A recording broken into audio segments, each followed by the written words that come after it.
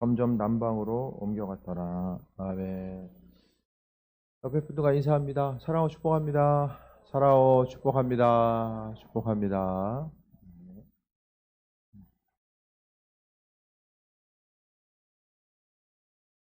나이 한 살 더 먹는 게 좀 기다려졌던 시절도 있었는데요. 그렇죠? 이제 어느 순간부터인가 이제 조금 한 살 한 살 더 먹는 게 이제 좀 부담스럽고 좀 더 지나가면 좀 시간이 좀 속히 가길 또 원하지 않을까 생각도 들어요.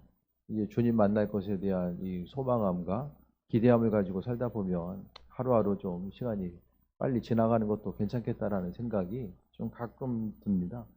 세상을 살아가는 것 자체가 점점 더 이제 녹록하지 않고 여러 가지 이제 보여지고 꼭 코로나 상황이 아니다라고 할지라도 이 보여지고 들려지는 상황 자체가 이게 쉽지만은 않은 것 같아요.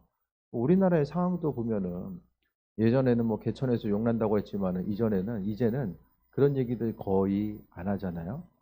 뭐 예를 들어서 뭐 서울대만 얘기해도 서울대에 합격을 하는 비율이 이제 거의 특목고가 절반이고 그 절반의 특목고의 절반은 이제 거의 강남권에 있고 이렇게 하다 보니까 이제는 점점 더 경제학자들도 그렇고 많은 사람들 이 땅에서의 미래를 논하는 많은 이들이 앞으로를 생각하면서 어떤 소망을 발견하기보다는 이제 양극화가 점점 더 이제 극단으로 치달아가는 거.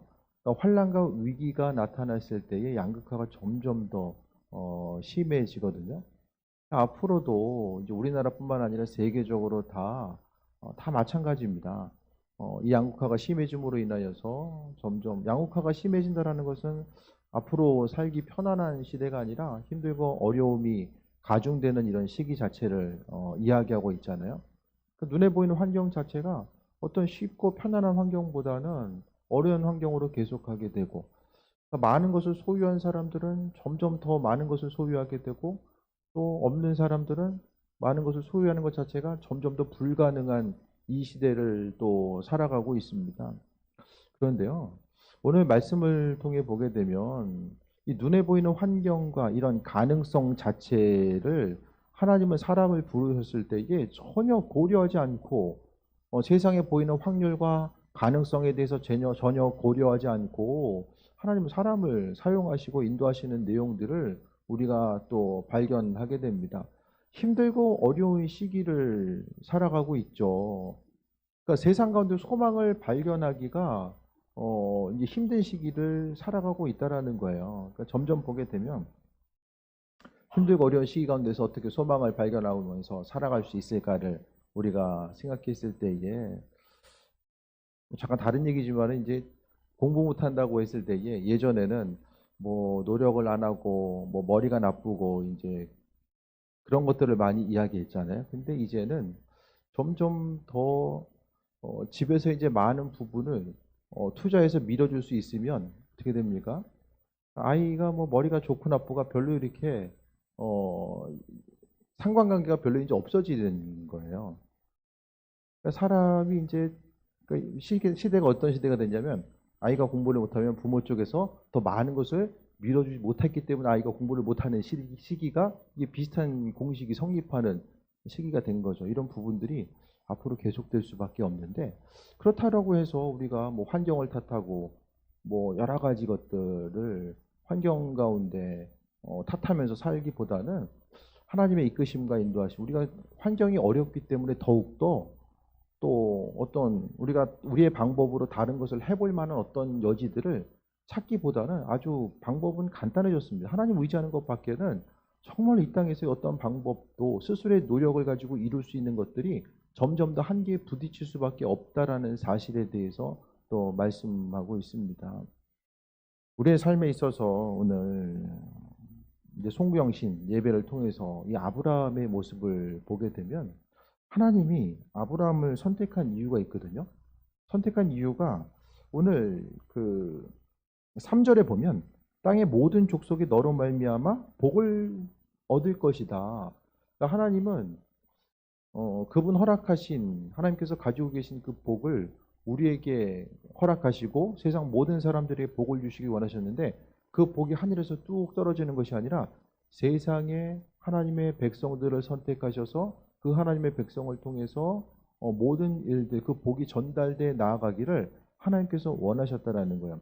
근데 오늘 본문에 보면 아브라함이 예를 통해 보게 되면 아브라함은 그의 출생의 배경 자체가 아버지가 이제 우상을 만들던 사람이고요. 그 형제들의 예가 이제 11장에 나오게 되고 그의 아버지와 식구들이 먼저 우르에 살다가 우르라는 것도 보게 되면 이제 우리가 알고 있는 그 티그리스 강과 유프라데스 강 하류에 있는 도시로서 제가 말씀드렸잖아요.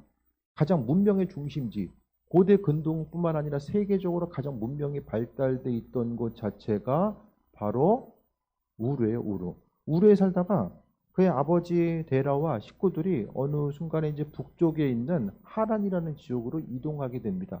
그래도 하란까지도 그래도 강을 끼고 있었고 또 북쪽과 남쪽을 연결할 수 있는 그래도 풍성함을 누릴 수 있는 그런 도시였거든요. 근데 그 가운데서 하나님이 어느 날 12장 1절에 보면 여호와께서 아브라함에게 이르시되 너는 너의 고향과 친척과 아버지 집을 떠나 내게 보여줄 땅으로 가라라고 말씀합니다. 그런데 하나님이 2절을 통해 보면 너로 큰 민족을 이루고 복을 주어 이름을 창대케 하리니 첫 번째 하나님께 주시겠다고 하는 복이 뭐냐면 큰 민족을 이루게 하신대요. 근데 아브라함이 우리가 아는 것처럼 75세가 되기까지 자식이 없는 거예요.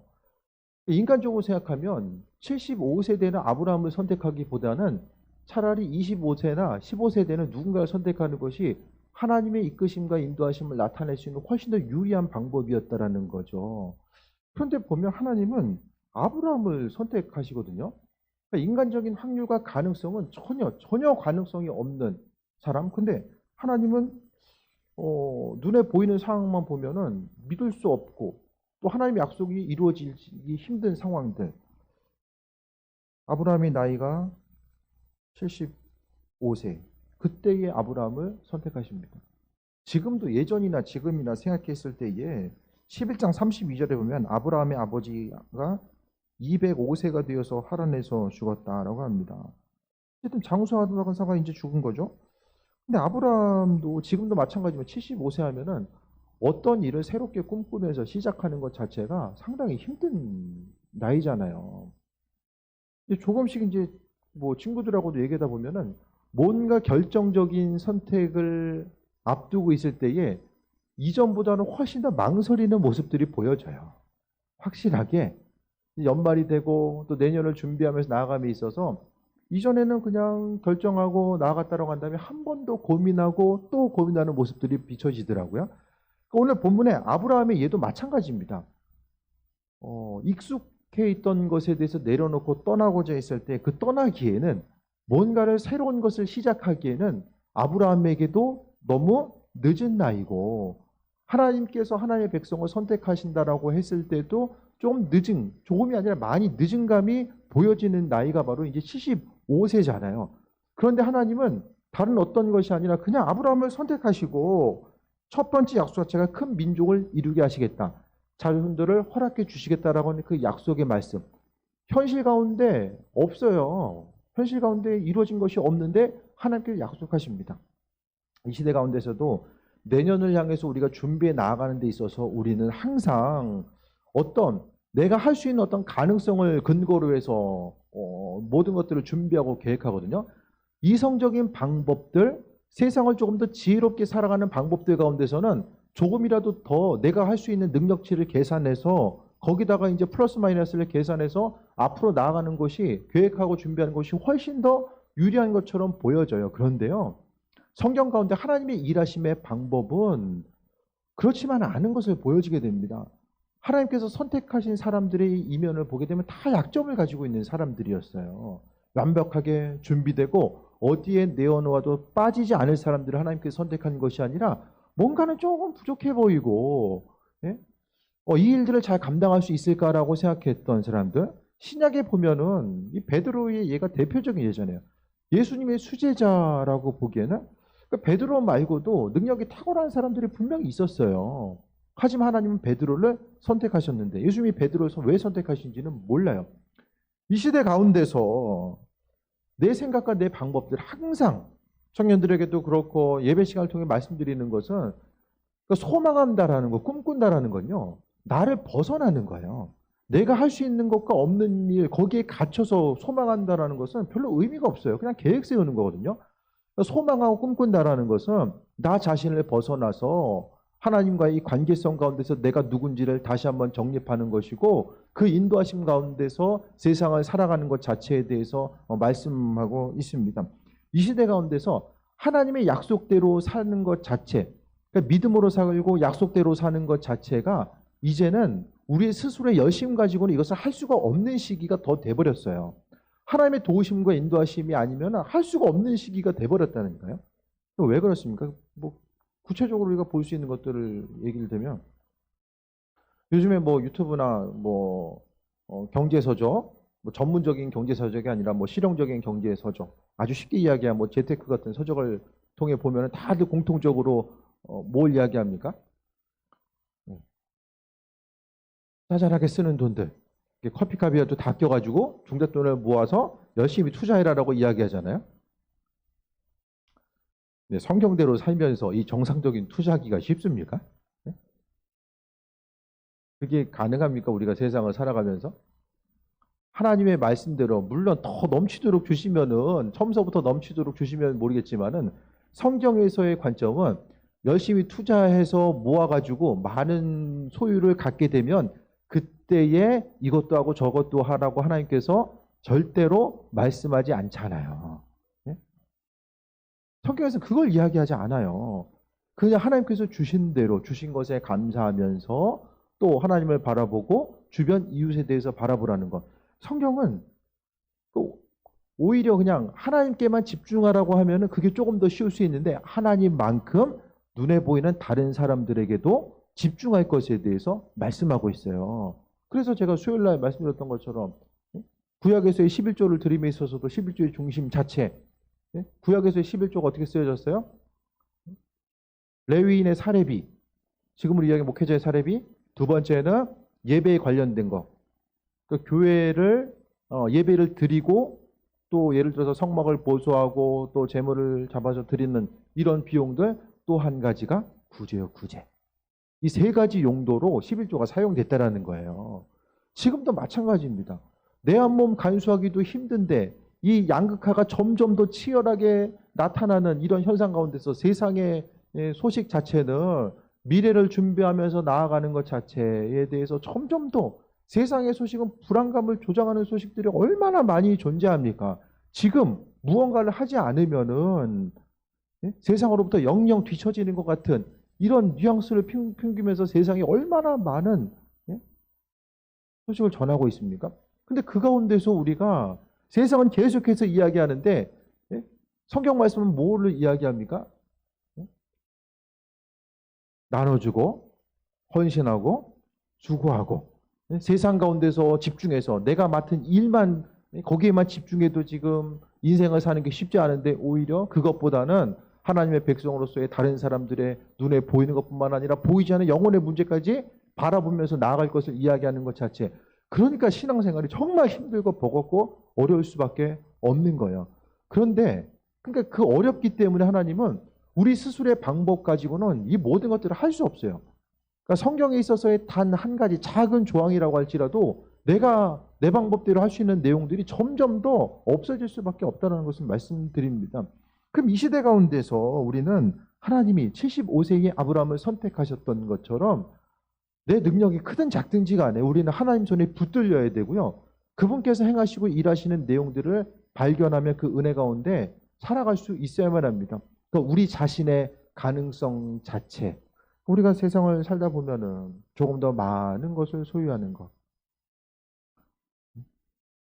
아이들 시험 성적표 가져오면은 70점 맞는 애들 80점 맞아야 되고 80점 맞아야 되는 애들은 90점 받기 위해서 조금이라도 더 투자하고 헌신하면서 나아가는 것. 우리의 인생을 보기에는 10점 더 올리고 조금 더 소유하는 것 자체가 인생에 있어서 정말 아주 커다랗고 중요한 문제 같은데 성경은 그게 중요한 게 아니다라고 말씀하고 있습니다. 뭔가 점점 더 이제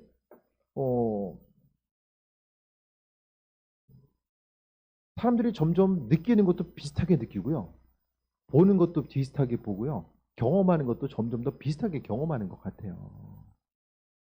그러니까 이 시대 가운데서 하나님께서 원하시는 그 인도하심의 방향성 따라 나아가는 것 자체가 세상으로부터 점점 더 뒤처지는 것 같고 뭔가 합리적이지 않은 것 같은 이 시대를 살아가고 있지만 하지만 하나님은 우리가 믿음을 가지고 있다는 것은 그 창조주 하나님에 대한 그 기대함과 소망함을 가지고 살아가는 거예요.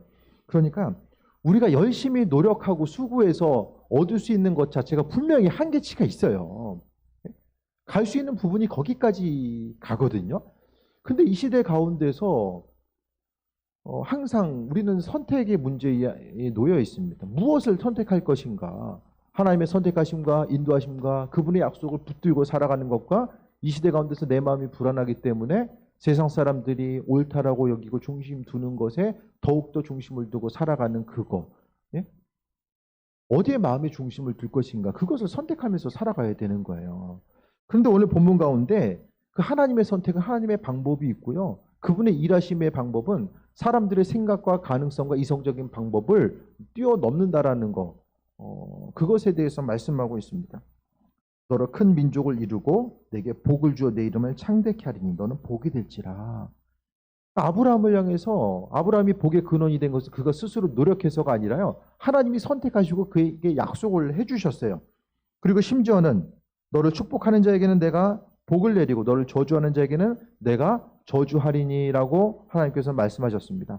그러면서 땅의 모든 족속이 너로 말미암아 복을 얻을 것이라. 하나님이요 우리의 삶을 통해서 다른 사람들이 복을 얻는데요. 그러니까 내년 한 해의 삶을 통해서도 하나님 다른 어떤 것보다도 내가 복의 근원 되길 원합니다. 저는 중보기도 할 때도 복의 근원됨에 대해서 제가 아주 자주 축복기도 할 때도 복의 근원을 자주 강조하거든요.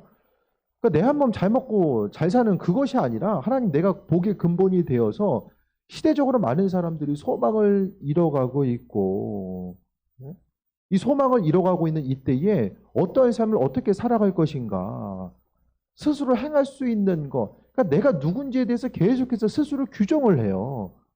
근데 내가 지금 서 있는 곳에서 올라갈 수 있는 것 자체 행할 수 있는 것 자체를 계속해서 한정을 짓게 됩니다. 하지만 그것이 아니라 하나님께 붙들린 나의 삶의 모습, 하나님은 우리의 능력을 사용하시는 것이 아니라 우리가 가지고 이 믿음, 주께 대한 비전과 소망함 자체 그것을 사용하신다라는 거예요. 죽으라고 공부하면 왜 공부해야 되는가? 일을 하면 왜 일을 해야 되는가? 그것에 대해서 분명히 깨달아 알고서 나아가며 또 그 일들을 이루기 위해서 하나님과의 관계성 가운데 나아가는 거죠.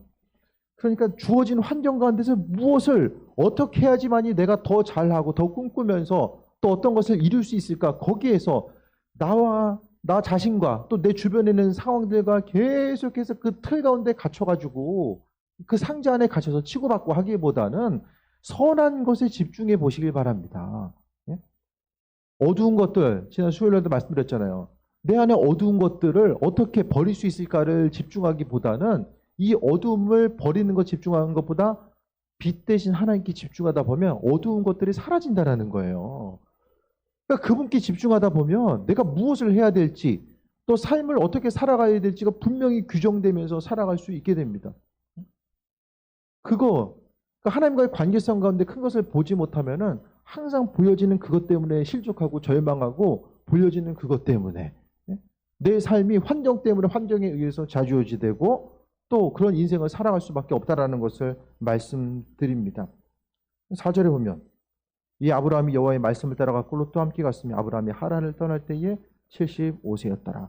아브라함이 움직였을 때에 하나님이 어디로 가라고 말씀 안 해주셨어요. 그냥 가라. 75세인데요. 그러니까 하나님이 아브라함을 왜 선택했을까? 왜 선택하셨을까 생각했을 때 이 한 가지 포인트는 그냥 순종했어요. 가라고 하니까 하나님이 가라고 하니까 그냥 갔어요. 그거예요, 그거.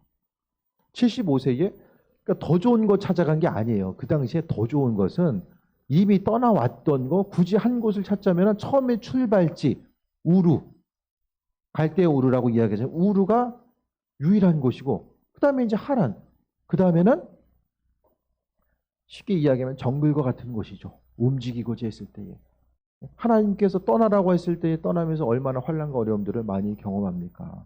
떠나고자 했을 때에 이 당시에 걸어가게 되면 어떤 첫 번째로 이제 아브라함의 뿐만 아니라 이삭이 뭘 해요? 가는 곳마다 우물을 파잖아요. 하나님이 가라고 하는 곳은 우물 파는 곳이요. 애굽에 있을 때 사람들이 우물 팠어요? 나일강의 풍부한 젖줄기, 물줄기 위해서 그것은 우물 파는 곳이 아니에요. 그런데 예? 하나님이 가라고 하신 땅은 우물 파야 돼요. 적들로부터 안전함을 보호받을 수 없는 것, 척박한 곳으로 하나님은 떠나라고 말씀하셨어요. 환난과 어려움을 통해서 하나님은 하나님과의 백성들과의 관계성을 만들어 가시고 그 관계성 가운데서 어려움 가운데 하나님의 백성들을 하나님이 신뢰하는 방법, 하나님이 누구인지에 대해서 본격적으로 배우는 시간들이 있었다라는 거예요. 그러니까 이 시대를 살아가면서 환난과 어려움은 하나님 우리에게 고난을 주시기가 환난과 어려움이 아니라 그 어려움을 통해서 하나님의 백성으로서의 온전한 삶을 살아가고 그 은하 가운데 풍성한 삶을 누리기를 그분께서 원하셨다라는 것에 대해서 발견하고 있습니다. 다들 내년 계획 짜셨습니까? 신앙적인 계획이 짜여져야 되고요. 그다음에 개인적인 목표와 소망하는 것, 사람으로서 인간다운 삶을 어떻게 살아갈 것인가. 그리고 또한 분별력을 가지고 다른 사람들이 이게 맞다라고 했을 때 정말 이게 맞을까라는 그런 의구심, 그러니까 하나님의 지혜를 통해서 세상을 온전히 바라볼 수 있어야 됨을 말씀드립니다. 세상 가운데 속이는 소식들, 이것이 전부다라고 이야기하고 이것은 틀림없다라고 이야기하는 수많은 소식들이 있었잖아요. 근데 그 수많은 소식들이 얼마나 우리 뒤통수를 때렸는가. 그것을 보게 됩니다. 그러니까 세상에 소망이 없어요. 보여지는 것들, 들려지는 것들, 거기에 소망을 발견하기보다는 하나님께서 하나님의 백성들을 사용하셔서 어떤 일을 어떻게 이루시는가, 거기에도 중심을 둬야만 합니다. 그러니까 단순히 눈에 보이는 것들, 한 해 동안 더 얼마를 소유하고 아이들의 성적이 얼마나 조금씩 더 오르고 그것보다 훨씬 더 중요한 가치가 있는데 하나님 손에 붙들려서 우리의 삶의 목적은 자녀들도 마찬가지고 여러분의 삶도 다 마찬가지예요. 복의 근원이 되는 것. 그래서 모든 족속이 너로 말미암아 복을 받는 거야. 우리의 삶에 있어서 우리가 축복받는 비결은 다른 사람들이 나로 인하여서 복을 받는 것. 그래서 교회는 교회 자체를 벗어나야 되고요. 여러분도 여러분 자체를 벗어나야 돼요. 우리 한 사람 한 사람이 나만 잘 되고자 하는 거, 우리 교회만 성장하고자 하는 거. 그것에 대해서 벗어날 수 있어야 된다는 거예요. 근데 그것은 내 스스로의 노력이 아니라 하나님께서 붙들어 주셨을 때에 이제는 점점 더 하나님, 내 스스로의 방법 가지고는 다른 사람들에게 복의 근원이 될 수 있는 이런 가능성 자체는 전 거의 없다라고 봐요. 양극화가 깨질 가능성도 거의 없어요. 아마 주님 오신 날까지 이와 같은 상황들은 점점 더 악화돼서 나갈 거예요. 이 시대 가운데 하지만 그 가운데서 소망을 발견할 수 있는 것은 하나님께서 하나님의 방법대로 복의 근원이 될 것이다라고 말씀하셨던 그 하나님의 방법이 아니면 우리는 그 한계, 그 계층을 뛰어넘을 수 있는 방법은 거의 없습니다. 안타깝지만 없어요. 이 시대 가운데서 저만 얘기하는 것이 아니라 수많은 사람들이 아마 그 동일한 얘기. 이 시대의 어느 누구도 양극화가 점점 더 나아지고 있다는 소리를 한 사람은 아무도 없어요. 우리나라뿐만 아니라 선진국일수록 아무도 없어요. 이 시대 가운데서 우리가 해야 될 것은 복의 근원이 되고 그 복의 근원이 되는 것은 하나님의 이끄심과 인도하심 따라 사는 것 외에는 다른 방법이 없습니다. 모든 삶의 여정 가운데 주님 바라보시고요. 내년 한 해를 꿈꾸며 있어서 어떻게 하면 조금 더 잘 될 수 있을까? 그냥 그 수준에서 머무는 것이 아니라 하나님, 내가 복의 근원이 되길 원합니다. 복의 근원이 되기 위해서 세상 가운데 내가 속지 않길 원하고 하나님의 지혜를 통해서 하나님의 선택한 사람, 아브라함이 75세였고 나중에 그의 인생을 통해 봤을 때 인간적인 연약함도 있었지만 하나님이 선택하셨기 때문에 최후의 그의 마지막의 모습은 무엇입니까? 아들 이삭을 바치라고 했을 때 담대함으로 하나님 끝까지 신뢰했었던 사람. 그 신뢰함의 모습, 그 믿음의 모습을 통해서 하나님 백성으로서 믿음의 조상이 되었던 것을 바라보게 됩니다. 땅의 모든 족속이 너로 말미암아 복을 받을 것이다라고 이 약속의 말씀이 여러분에게 해당되고 내 인생의 모습이 그냥 조촐하게 한 해 살다가 나이 먹고 나아가는 그런 인생이 아니라 나로 인해서 주변 민족들이 내 주변에 있는 사람들이 나로 인해서 복을 받을 수 있고 나아갈 수 있는 사람. 교회 공동체도요. 그래도 작년 한 해, 아니 올 한 해 그래도 주변에 있는 이들을 섬기고자 했었다는 거. 많은 일들을 섬기면서 했어요. 교회 땅을 구입하는 그 교회 가운데서 헌신했었고. 그러니까 올 한 해 주변을 향해서 흘려보냈던 것들을 일일이 정말 정말로 많은 곳을 흘려보낸 것 같아요. 올 한 해. 하나님께서 은혜 주셔서 많은 일들을 교회 내적인 변화보다도 외적으로 하나님께서 많은 일들을 행하게 하셨어요. 그 어느 해보다도 코로나 때문에 어려움은 있었지만 다른 누군가에게 우리 교회가 존재함으로 인해서 선한 영향력을 나타냈던 것이 올 한 해의 모습이 아니었던가 생각하고요. 내년 한 해도 우리 교회가 이 땅에 꼭 필요한 교회로서 복의 근원이 되어서 다른 교회 또 다른 누군가에게 더욱더 선한 영향력을 끼칠 수 있는 그와 같은 일들을 또 감당하게 될 줄 믿습니다. 할 말은 아주 많지만 이제 남아있는 순서가 있기 때문에 이쯤에서 이제 끝내도록 하겠습니다. 이 시간 소원 기도하겠습니다. 소원 기도. 하나님, 내가 복의 근본이 되기 위해서 이런 마음의 소원이 있습니다. 이 시간 잠시 우리가 하나님 향해서 소원 기도. 네. 하나님 향해서 하나님 나를 사용하여 주시고 내년 한 해 이런 계획이 있는데 주의 은혜 가운데 내가 형통하길 원합니다. 인도하신 바다 나아가길 원합니다라는 소원. 그러니까 봉헌 예물 드릴 때도 그 예물을 보니까 제가 작년 이제 송구영신 때 예배 때 예물을 보니까 그 기도 제목들 있잖아요. 내년 한 해도 지키실 줄 믿습니다. 그거 참 좋아 보이는 것 같은데 그럼 지키신다라는 게 무슨 소리인지를 이게 구체적으로 기도 응답이 됐는지 안 됐는지를 이게 파악하기가 힘든 거예요. 네? 뭉뚱그려 하면 뭔가 좀 이게 좀 고상한 기도 제목 같은데 사실 신령감사 예물 자체는 좀 약간 좀 이렇게 내 마음에 있는 것들, 간절히 바라고 원하는 것들을 하나님께 아뢰고 또 이것이 응답됐는지 안 됐는지를 분명하게 알 수 있도록 그게 너무 중요한 것 같아요.